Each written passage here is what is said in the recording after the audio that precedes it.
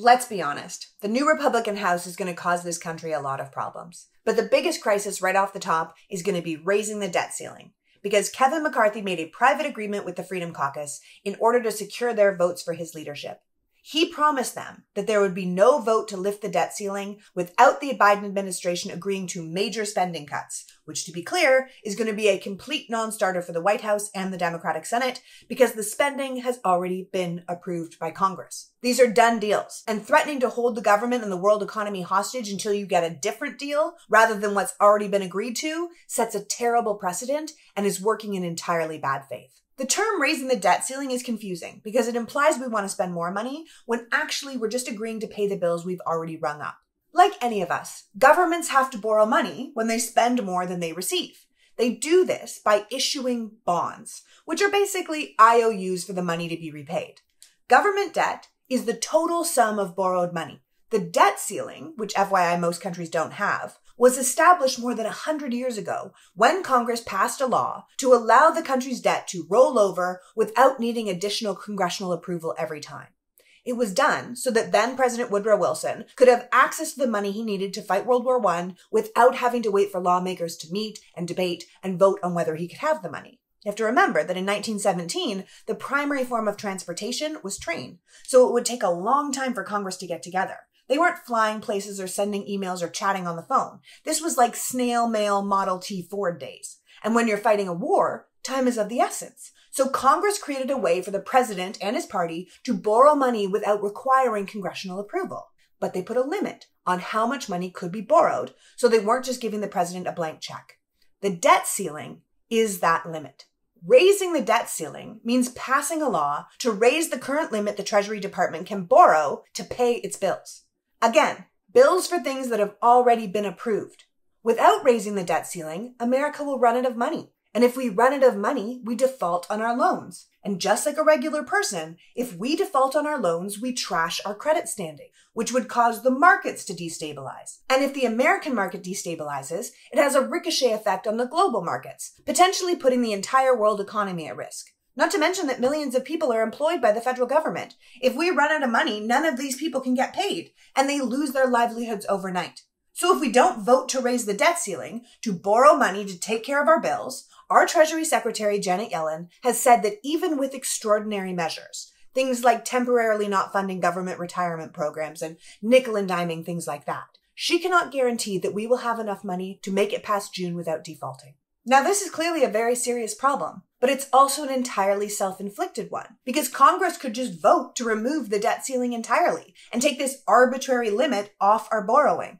The debt ceiling leaves us vulnerable. So we keep finding ourselves in a position where we can crash the world's economy, but we don't vote to remove it because enough people want to keep the option of holding the government hostage as a bargaining chip to get what they want.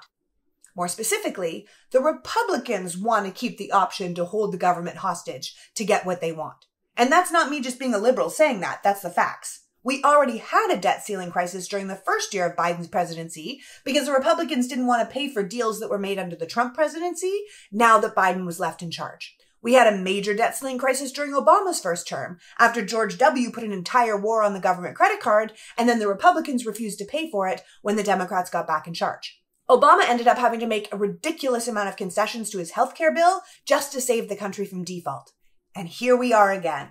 It's a ploy, a dirty trick. Republicans raised the debt ceiling 3 times during Trump's presidency to pay for, among other things, the extraordinary tax cuts Republicans gave major corporations and the ultra-rich.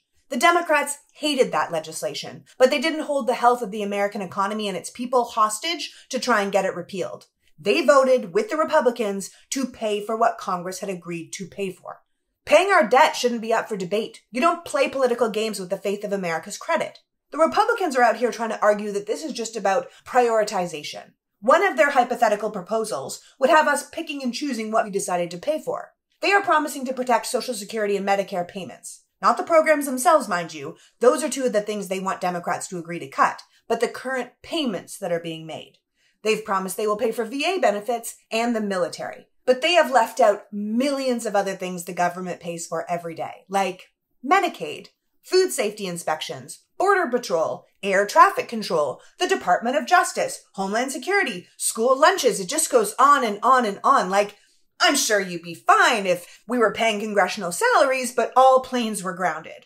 Or the border was actually wide open and children weren't getting fed in schools if schools were even open at all. It's an insane and dangerous proposal. As someone smarter than me said, prioritization is just default by another name. Not only would it send the entire American economy into a tailspin, it makes America completely unreliable. Yeah, we know that we ordered that steel to build the bridge and hired those workers who are counting on that paycheck, and the public needs the road to get from one part of town to another, but here's the thing. We're not going to pay for that anymore. Not raising the debt ceiling makes us deadbeats. Who would trust us? Who's going to make deals with us or lend money to a country that doesn't pay its debts?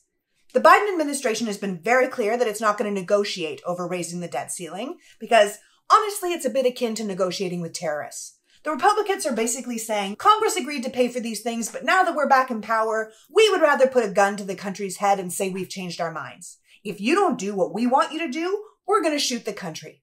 The fallout from this would be catastrophic, not just for America, but for the world. And you have to ask yourself why on earth Kevin McCarthy would agree to something like this. And the simple answer is because he cared more about being speaker than he did about the country. He knows the Freedom Caucus could care less if we default on our loans, because burning it to the ground is what they and the people who fund them, the people who will actually profit from the destabilization of the world's economy, are going for. These are the people who run on the idea that government isn't working. Then they get into power and they make sure government doesn't work because they sabotage it. And then they turn around to you and say, see, we told ya. Well, don't fall for it. We can only hope there's enough sane Republicans who will vote with Democrats to pull us back from the abyss. And if you have a little time, you might want to call your representative and tell them that that's what you want. Because if we don't raise the debt ceiling and make good on our bills, then our economy is good and truly fucked, which is exactly what these nihilists want.